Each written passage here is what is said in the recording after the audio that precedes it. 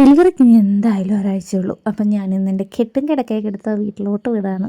ഇനിയിപ്പോൾ ഇങ്ങോട്ടേക്ക് 2 മാസം കഴിഞ്ഞിട്ടായിരിക്കും വരുന്നത്. അതായത് കണ്ണൻ സ്കൂൾ തുറക്കുമ്പോഴായിരിക്കും ബേബീനെയും കൊണ്ട് ഞങ്ങൾ തിരിച്ചു വരുന്നത്. അപ്പം ഞാനും കണ്ണനും പാക്കിംഗ് ഒക്കെ കഴിഞ്ഞ് എല്ലാം വണ്ടി കയറ്റി പതുക്കെ ഇറങ്ങാം. സങ്കടം ഉണ്ടോയെന്ന് ചോദിച്ചാൽ എനിക്ക് അത്യാവശ്യം നല്ല രീതിയിൽ തന്നെ സങ്കടം ഉണ്ടായി. ഞങ്ങളുടെ റൂമും ഞങ്ങളുടെ ഈ കുഞ്ഞി ലോകമൊക്കെ വിട്ട് 2 മാസം കഴിയേണ്ട ഞാൻ ഇങ്ങനെ തിരിച്ചു വരണമെങ്കിൽ പിന്നെ എല്ലാം കുഞ്ഞതിഥിക്ക് വേണ്ടിയാണല്ലോ എന്ന് നോക്കുമ്പോൾ ഒരു സമാധാനം. ഇറങ്ങണ സമയത്ത് കണ്ണൻ്റെ ചെരുപ്പിൽ അഴുക്കണ്ടപ്പോൾ അമ്മ തുടച്ചു കൊടുക്കുന്നുണ്ടാ കണ്ടേ. അങ്ങനെ ഞങ്ങൾ ടാറ്റ ബൈ ബൈ ഒക്കെ പറഞ്ഞ് ഇറങ്ങണ കഴിക്കാൻ പറഞ്ഞ് ഇനി എന്തായാലും ഞാൻ ലോക്കാവുമല്ലോ, അപ്പോൾ എനിക്ക് എന്തെങ്കിലുമൊക്കെ മേടിച്ചതായി ഞാൻ എന്ന് പുറത്തിറങ്ങാനാന്ന് പറഞ്ഞു കഴിഞ്ഞപ്പോഴത്തേക്കും നിതീഷേട്ടൻ അൽറീമി കൊണ്ടുപോയി മന്തി മേടിച്ചത്. എൻ്റെ അപ്പനോ ഒന്നൊന്നര പോക്കായിപ്പോയി. പക്ഷെ നല്ല തിരക്കായിരുന്നു അവിടെ.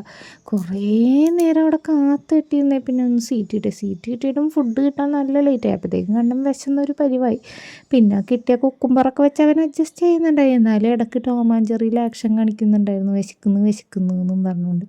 പക്ഷേ എത്രയൊക്കെ നമ്മൾ കാത്തിരിക്കേണ്ടി വന്നാലും അൽറീമിലെ മന്തി ഒരു സ്പെഷ്യലാണല്ലോ, അതിൻ്റെ ക്വാളിറ്റി അത് വേറെയാണല്ലോ.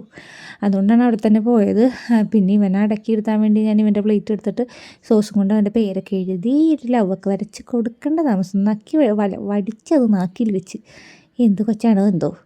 അങ്ങനെ പിന്നെയും കുറച്ച് നേരം വെയിറ്റ് ചെയ്തിരുന്നപ്പോഴത്തേക്കും മന്തിയൊക്കെ വന്നു. അങ്ങനെ പിന്നെ ഞങ്ങൾ വേഗം കഴിച്ചു. അത്യാവശ്യം നല്ല രീതിയിൽ വിശപ്പുണ്ടായിരുന്നു.